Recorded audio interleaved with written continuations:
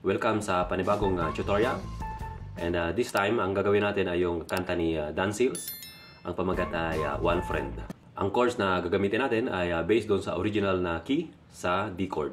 Sa lesson na ito ay gagawin natin yung intro, yung verse, chorus, at syempre yung paborito kong instrumental. Yung instrumental ay ganito lang. I want it to be you.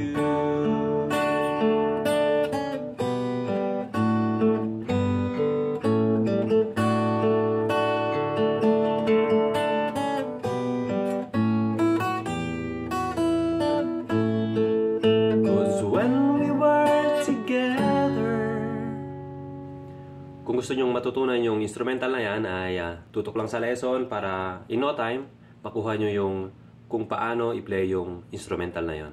Okay, start tayo sa tutorial. Ang mga chords natin ay malalaman natin as we go along sa tutorial.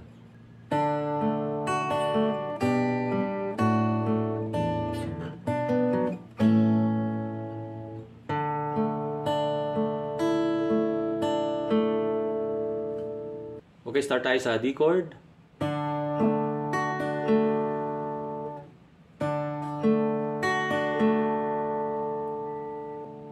Sabay ang bass sa second string, then third string, then from first to third string, kalabitin mo yan, sunod-sunod.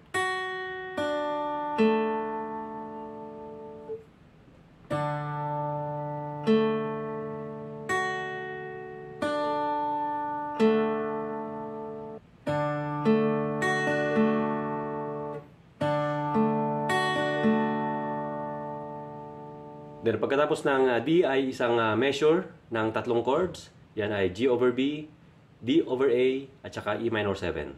Okay, gawin natin mula D hanggang E minor 7.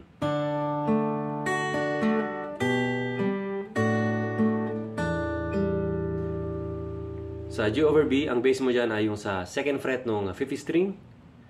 Then mula G over B ay magkakaroon tayo ng mga optional na double pluck na string. Gaya nung nakita nyo sa screen ay yung first and second string sabay sa bass.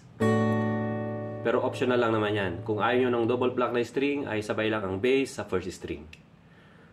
Pero for the sake ng tutorial na ito, ang gagawin natin ay double pluck na string. Okay? Sa G over B, ang gagawin mo lang sa fretting ay madali lang.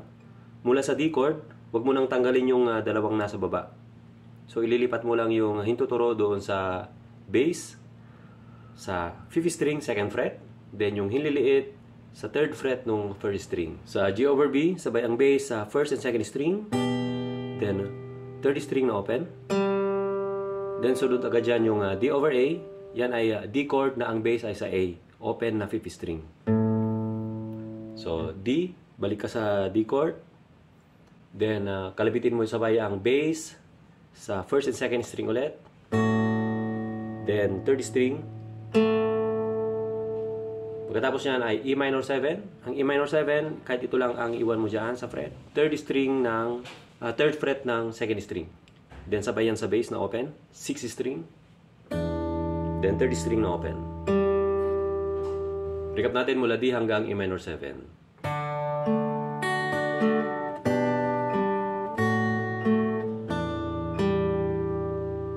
Then ang next measure natin ay combination ng chord B minor at saka A. B minor, ganun lang. Sa B minor, sabay ang bass sa 2nd and 3rd string. Then ulitin mo yung 3rd string, akyat ng 4th string.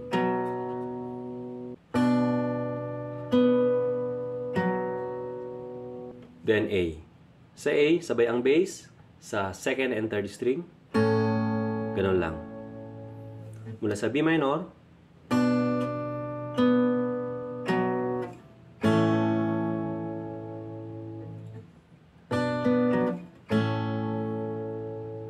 recap natin mula D hanggang A.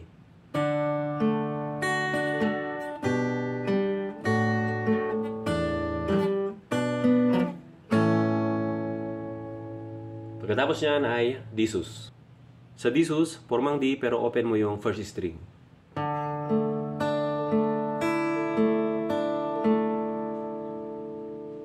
Yan ay bass, 3rd string, 2nd string, balik ng 3rd string, then punta ka ngayon sa first, third, second, third.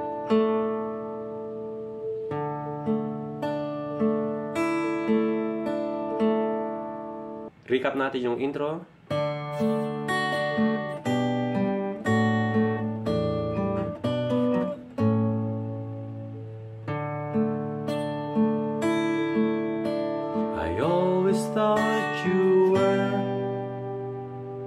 Okay, dako naman tayo ng unang verse mula sa intro.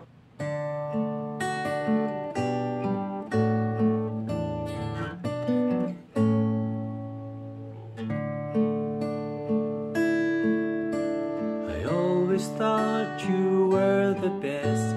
I guess I'll always will. I always felt that we were blessed, and I feel that way still. Sometimes we took the hard road, but we always saw it through. Sa unang measure ng verse ay a combination ng D chord at saka G over B. I always thought you were the. I always thought you were the. Sa D chord, sabay ang gaya sa intro, sabay ang bass sa second string, then third, then double pluck sa first and second string, or optional lang yan kung gusto nyo yung first string lang, okay lang din. So bass and second string, third string, double pluck sa first and second string, then third string, yan yung D, then punta ka ng G over B. Sa G over B, lipat mo lang yung tuturo sa second fret ng 5th string, then hililiit doon sa third fret ng 1st string. Then, third string na open. I always thought you were the.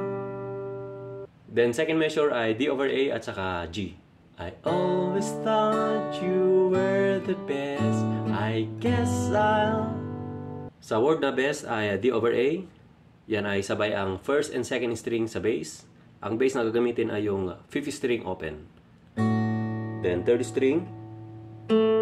Yan yung D over A. Then, transition ka ng G. Dito sa G, kahit ang i-press mo lang ay yung bass. Sa third fret ng 6th string. Then, yung bass na yan, isasabay mo yan sa second and third na strings. Then, last ay 4th string open. I always thought you were the best. I guess I'll. Then, pagkatapos niyan ay chord A at saka D. Okay, gawin natin mula umpisa hanggang D chord. I always thought you were the best. I guess I'll always will. I guess I'll always will. Okay, breakdown natin yung measure mula sa A chord. Sabay ang bass sa second and third string. Then, 4th string. Yan yung A. Punta ka ng D ngayon. Sa D, sabay ang bass sa second string. Then, third string. Next nyan ay double pluck sa first and second. Then, last ay third string. Recap natin mula umpisa hanggang D chord.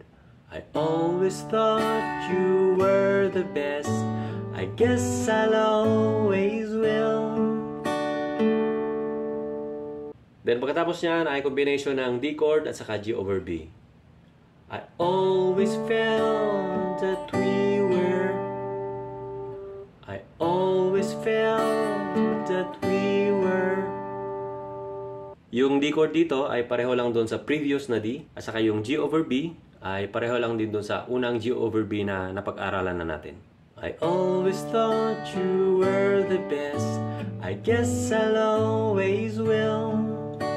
I always felt that we were. Ang next measure natin ay combination ng D over A at saka E minor. Mula sa last measure, I always felt that we were blessed, and I feel that way. Sa D over A, blessed, sabay ang bass, 5th string sa first and second. Then, third string. Then, punta ka ng E minor. Sabay ang bass, 6th string open sa third and second string. Then, 4th string, second fret. Then, yung kasunod niyan ay E minor over B. Ang bass mo ay yung sa 5th string, second fret. Yung bass na yan sabay sa second and third na open. Then balik ka ng fourth string. I always felt that we were blessed, and I feel that way. Then A, still. Sa A, sabay yung bass sa second and third. Then fourth string. Then ulitin mo yung second and third. Then hold. Papasok ng B minor. Mula sa D, I always felt that we were blessed, and I feel that way still. B minor. Sometimes we took the hard road, but we always saw it through. Sa B minor, isasabay mo yung bass sa second and third string, then fourth string, then punta ka ng first and second, sabay, then last ay third string. Sometimes we took three, sometimes we took three. Then F minor, hard road, but we, hard road, but we. Then G at saka E minor, always saw it through. Sa G at saka E minor, parehong pattern lang yan, pero magkaiba lang sa bass at saka yung sa fourth string. Always saw it through. Then pagkatapos ng E minor ay chorus. If I had only one friend left, I wanted to be you.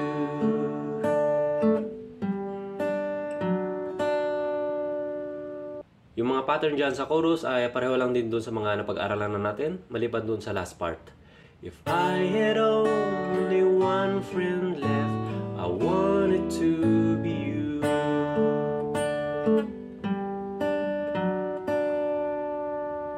Ang gagawin dyan ay D chord, sabay ang bass sa second string, then kalabit sa third string, balik sa second string, isa pa sa third string. This time, diinan mo yung 5th fret ng 4th string at ilagay mo yung hintuturo doon sa 3rd fret ng second string. Then pluck mo yung 5th string, 4th string, then second string. Now ilipat mo yung fret ng 4th string sa 4th fret. Then last ay second string ulit. I wanted to be you.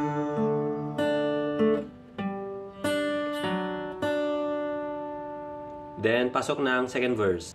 Sa second verse, pareho lang sa first verse. Sometimes the world was on our side, sometimes it wasn't fair. Sometimes it gave a helping hand, sometimes we didn't care. 'Cause when we were together, it made a dream come true. If I had only one friend left, I wanted to be you.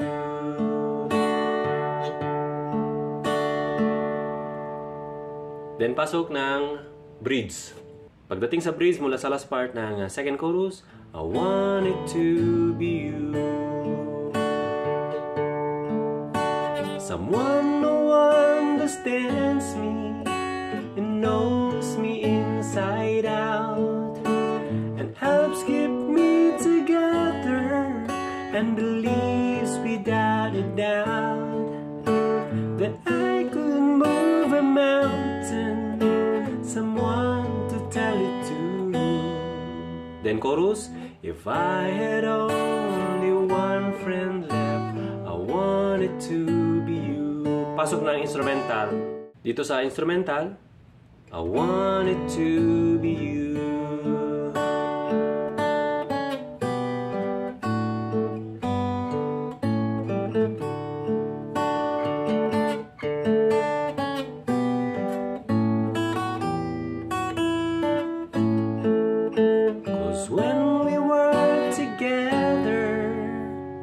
Dito sa instrumental, para makuha mo, ang unang technique dyan ay dapat ma-memorize mo yung melody.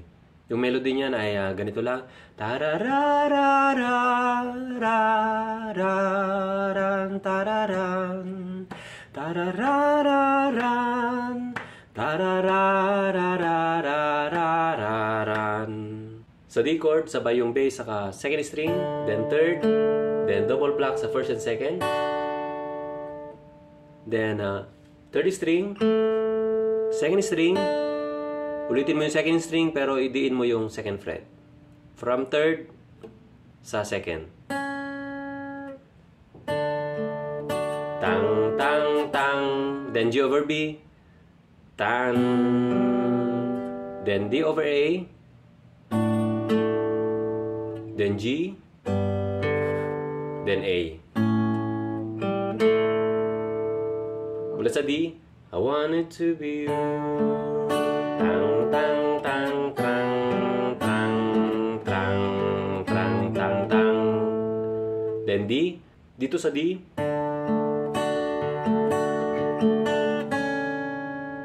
Sabay ang bass sa second string. Then third. Then double block first and second. Balik sa dating bass. Then third string ulit. Then double pluck sa first and second ulit. Pero dito sa double pluck na ito, parang may magpo-pause ka.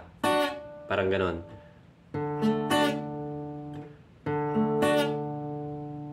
Then ulitin mo yung bass. Third ulit. Then single pluck sa second string. Third fret. Then lipat ka ng second fret. Kung gawin natin yung D.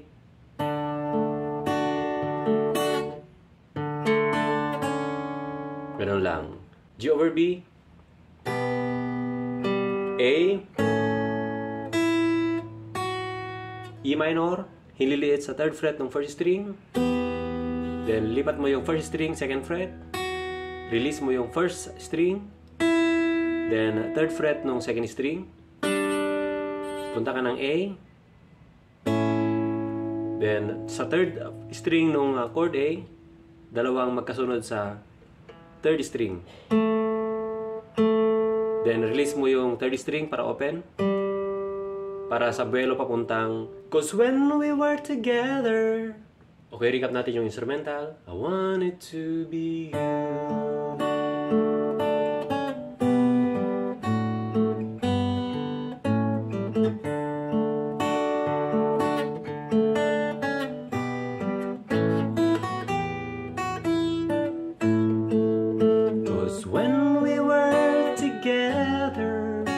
It made the dream come true. If I had only one friend left, I wanted to be you.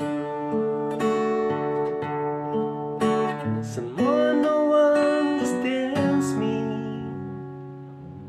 So ayan na nga po yung tutorial ng kanta ni Dan Seals, One Friend. Sana nagustuhan mo ninyo. Sa mga hindi pa subscribe sa aking channel ay please subscribe, then hit the bell para notified kayo sa mga next upload ko. Maraming salamat.